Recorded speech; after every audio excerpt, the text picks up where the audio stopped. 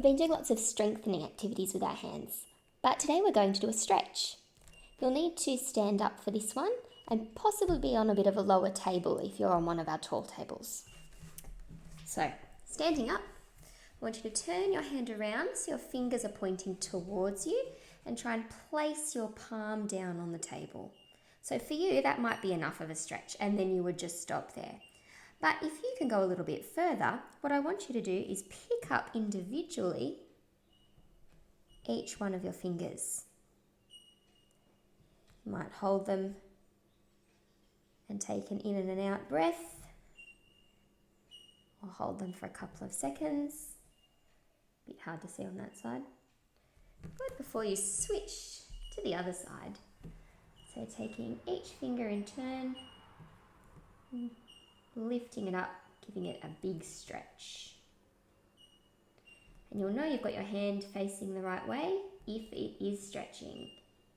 If you accidentally have done it this way, you won't feel too much. Yeah, too easy. Give it a go. Now that you've finished that warm-up, you can start to think about today's learning intention, which is to come back to letter formation. Letter formation, which means the way you write your letters, the direction your pen goes in, is really important to ensure fluent handwriting.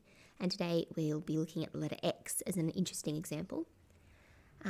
As well as the usual half a page that we'd like to see, you should also be starting to feel that your everyday handwriting that you do when you're not really trying is starting to improve as well. And I know when I've been looking at people's books, I've certainly seen that. So I hope that you've been finding it too. The letter X is a letter that for a long time I wasn't using very efficiently. So when I did my letter X's, I'd start at the top for both strokes and come down that way. So I'd start over here, that would be my number 1 stroke. Then I'd start over here, that would be number 2. But it's not the most efficient way for when you're doing cursive or running writing. The best way to do it then is actually to start over on the left. So your first stroke goes from the top and comes down. So I'm starting up here, stroke number 1 is going that way. And my second stroke is actually coming from the bottom and going up this way. Number 2 is starting here. So I'll do that one again. Number 1 from the top, number 2 from the bottom. Now you can start to see how that works when you join your letters up. So let's say I was going to have a go at the word axe. I'm going to start with my letter A. I exit flick up to the top. Down I go for my first stroke. I come to the bottom and up, and then I can dip straight down into my letter E. So same again, I started it on this side and went down. I lift my pen back to the left again to go back up. That said though, you might be thinking that this join here, I'll just highlight it, looks a little bit odd. You don't have to join out of an X, so you might choose, So you might choose to go like this into your X and then just lift your pen and keep going. That's okay too. Now you do have a third option. You could not lift your pen at all. So you could go round into your X, then go up into your E, and a bit like you were crossing a letter T, just come back later and finish the X off. And that's probably my favourite to look at. I think it looks nice and tidy. Now don't forget, as you are in stage 3, the aim for you as a writer is to develop a personal style that is something you're proud of, but it's really easy for people to read as well. So with any of these examples, don't forget that you need to pick the one that is the best for you to do neat, tidy writing most of the time. That's what you need to be training your hands to do. Okay, so it's time to set up your page. Don't forget to put the date there, and your heading will be joining to X.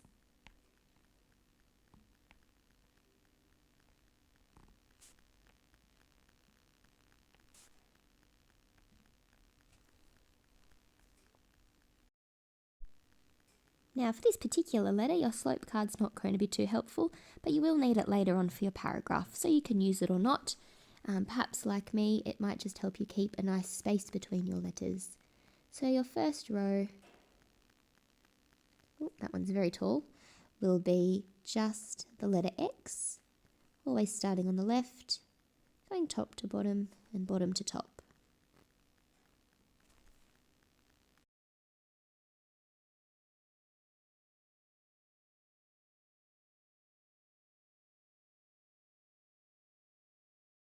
Pause the video so you can finish that line.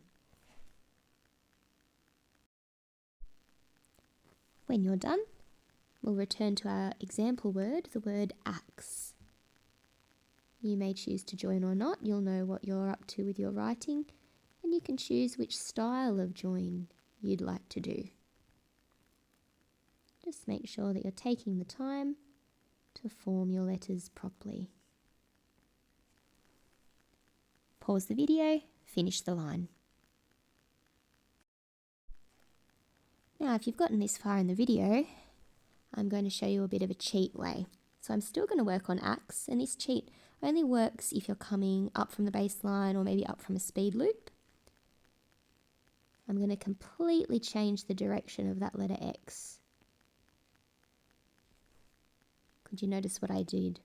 So instead of lifting up here and then going back down with my letter X, I went straight in. Then I lifted my pen to the top and I came back down and finished it off. Watch again. Actually, I might use a bit of a brighter colour. So I'm going round for my letter A up. I come back, finish it off. Really quick and easy. In fact, I found then I had to not go too quickly or I start to get messy. So not strictly foundation font, but might be something you choose to do. Pause the video and have a bit of a play with all of those options and see what's going to work for you. The next word we're going to try is the word excel. Letter E comes around, comes up, drops down to your letter X. You need to move back over and come up.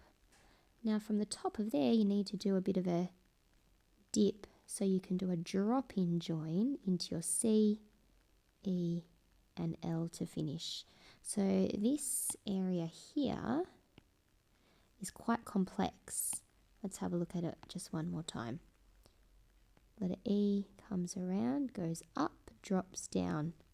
Lift your pen, start at the bottom on the left, come up, dip, lift your pen again. Now you're going to come and circle back to finish off that word excel. Pause the video, have another go. Now same as before, you might want to play around with it a little bit, see what works for you. So not too bad there, I did the same X as I did just here, but my C is a little bit big, so I'd need to tidy that up.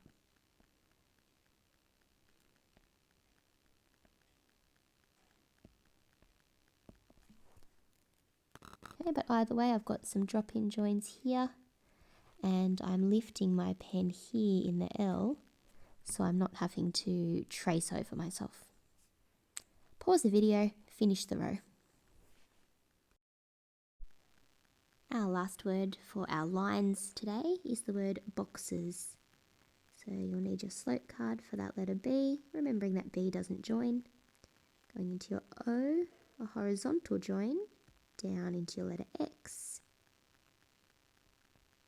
And a drop-in join to finish off into that S. So here in this one I used the technically correct version of that letter X, but again, see what works for you. But definitely we shouldn't see any joins from the letter B. Pause the video, have a go yourself.